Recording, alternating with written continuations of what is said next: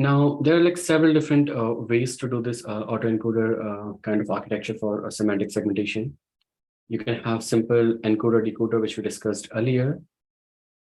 This is more interesting. This is a very famous architecture called UNIT.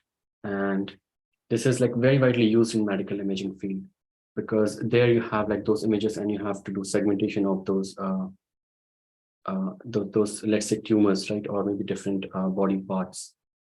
So it's actually very heavily used in that field, not there even like in computer vision community.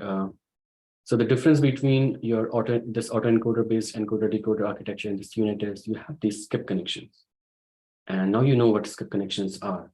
Okay, and of course there can be a lot of variations how we use these skip connections. Let's go through like exactly how this unit architecture does that. Okay, so before going there, so this is the basic convolutional encoder decoder based architecture. And in this case, what's happening, again, this is a traditional CNN architecture. And this is just like a reverse of that. And for upsampling, you can have the unpooling operation, like the very preserve like the pooling indices of your max pooling from the encoder. Okay, so that's one variation as we discussed. This is the second architecture we can have for semantic segmentation. This is a unit architecture. And if you look carefully, this is the input image over here, and all these blue arrows, these are the con operations. You can say con layers. So these are like two different con layers. Then your max pooling, the resolution is going down. Con layers, max operation, resolution going down. Okay, so this left half portion of this is encoder, and it's more or less same as this. Okay, then you take these flattened features, and this is your decoder aspect. Now, as I said, there can be different ways. So in this one, we are just showing like you are using concatenation. Okay, so you're using features from the encoder half and just concatenating them with features in the decoder half.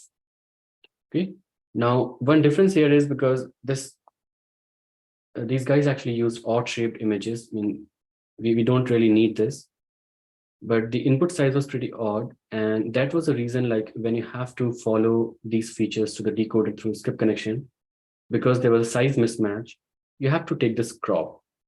And this crop should actually match with the size of your decoder features. And then you can, if the size matches, you can just concatenate. Okay, so the size is 392 cross 392. But in this case, the size was 568, 568. So you can't take all of those, you just concatenate. Okay, so 64 channels will come and 64 channels coming from here, which makes it like 128. And then you can continue your convolution operations. So that was the only difference, like what like normally we do in a unit architecture, but what was done in the original work. And as I said, we don't need this crop. If it would be like pretty smart to actually use like a different resolution here, which makes sure that the resolution you have at this layer matches with the resolution at this layer, you can just take those features and concat. That's also possible. But they had to like take this crop like at every stage, which is fine.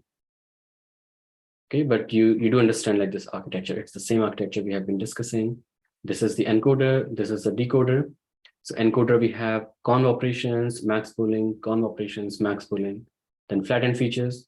Decoder, we have upsampling, conv operation, upsampling, conv operation. We can just keep repeating that and create like deeper networks as well. And these arrows are just skip connections. You're copying features from encoder to the decoder. All right.